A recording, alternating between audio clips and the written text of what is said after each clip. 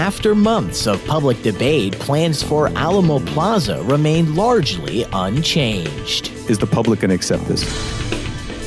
Express News editorial writer Josh Brodesky says a November vote for fire union charter amendments is a vote to make San Antonio poorer. What I've called a lot of motivated, uninformed liberal voters. Like they know who Beto is, and they're anti-Trump, but they're not thinking about down ballot. And Manu Ginobili calls it quits on a stunning career that earns him a permanent place in Spurs lore. You knew this day was coming. A lot of people probably thought that it would never come, but deep down inside, you knew it was coming. This is your Express Briefing podcast for Tuesday, August 28th. Subscribe to this and other free content at expressnews.com/podcasts. And get each day's top news and sports headlines delivered to your inbox at expressnews.com/newsletters.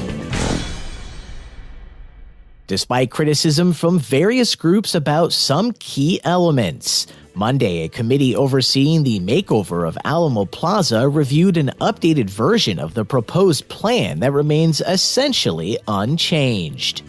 Here's San Antonio Express News Metro columnists Gilbert Garcia and Brian Chasnoff. The people who are stubborn about moving it and say even 500 feet is that's sacrilege, they're not going to be satisfied. But I think that they've tried to accommodate some of the concerns. They had the glass enclosure early on, which they that got thrown out pretty early. The cutting off of traffic, which we're going to see at Houston and Alamo, and which they're going to try to compensate by making La Jolla creating two-way traffic there.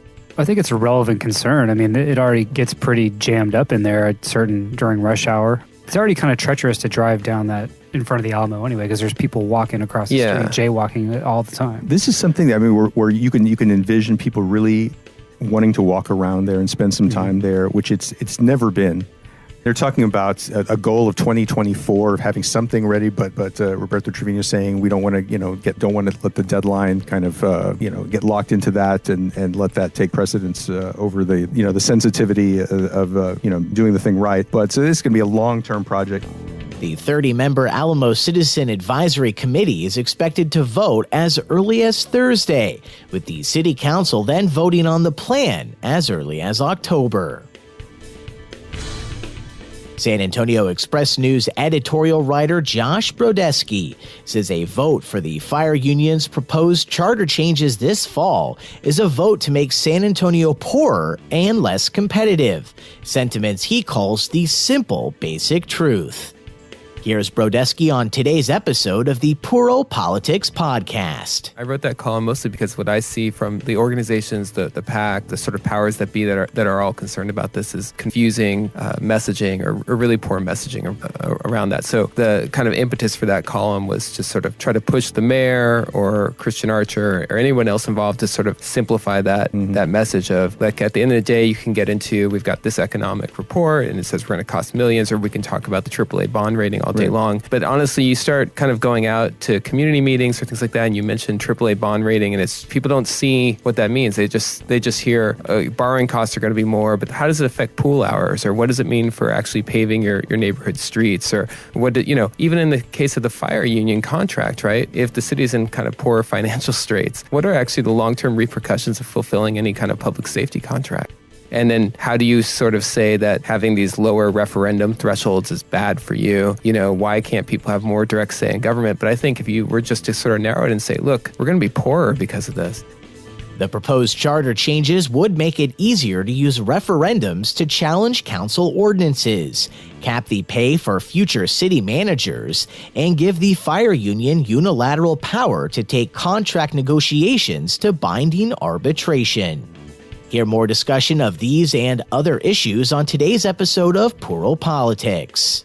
Available for free download in Apple Podcasts, Stitcher, TuneIn, and always at expressnews.com/podcasts.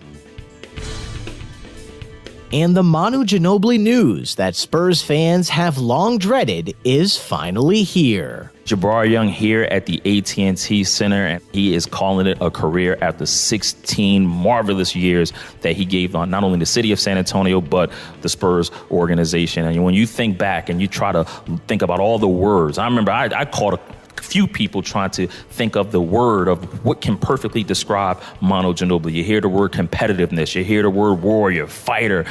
Great teammate. You hear all those words, but the word I came up with was realness. You know why? Because Manu Ginobili kept it real every single second. Whether you were talking to him on the side when he wasn't playing, or whether you watched the man play 48 minutes of basketball, the man kept it real at all times. You needed a description of where the state of the Spurs were at that particular moment. Manu Ginobili gave it to you. He gave you some gold quotes. And as a journalist, I love that. You needed a play made on the court. Greg Popovich, he called on Manu Ginobili to make that play. And usually the Spurs won because of it. So he just kept it real at all times. I say that Manu Ginobili is the most popular Spur ever. Nothing against Tim Duncan, nothing against Tony Parker, nothing against the Iceman, George Gervin, nothing against David Robinson. But to me, Manu Ginobili is the most popular Spur because at all times the man kept it real. I don't know what you're going to miss the most, but I know I'm going to miss that the most from Manu Ginobili. I tweeted out early in the day, I said that the Spurs locker room after games will never be the same, because if there was one guy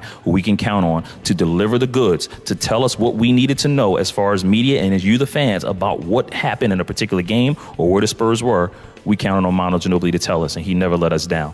August 27 may go down as one of the saddest days in Spurs history, but it shouldn't be, because if you really think about it, Manu Ginobili gave you 16 years of happiness, of greatness, of moments that you will forever remember as a Spurs fan. And I know as a Spurs journalist, I understand as an Express News beat writer covering the Spurs, I know what he gave. In 2013-14, that championship year was one of the best times I've ever got a chance to see Manu Ginobili play the game of basketball, and because of the Spurs won their 5th championship. That's going to do it from here at AT&T Center. Again, Manu Ginobili calling it quits from the San Antonio Spurs. I'm sure he'll have a jersey retirement, but keep it locked. ExpressNews.com. We got all the goods. Columnist Mike Finger, he's going to have something on it. Manu, great moments. And if you missed it, go back and check out the 2000. We did it in 2016, but we call it The Warrior, reflecting Manu Ginobili's 2015-16 season, which was one of his greatest as he began to get older. So again, that's going to do it from AT&T Center. Jabari Young, ExpressNews.com. And that's your daily San Antonio Express News briefing for Tuesday, August 28th. Subscribe to this and other free content at expressnews.com/podcasts.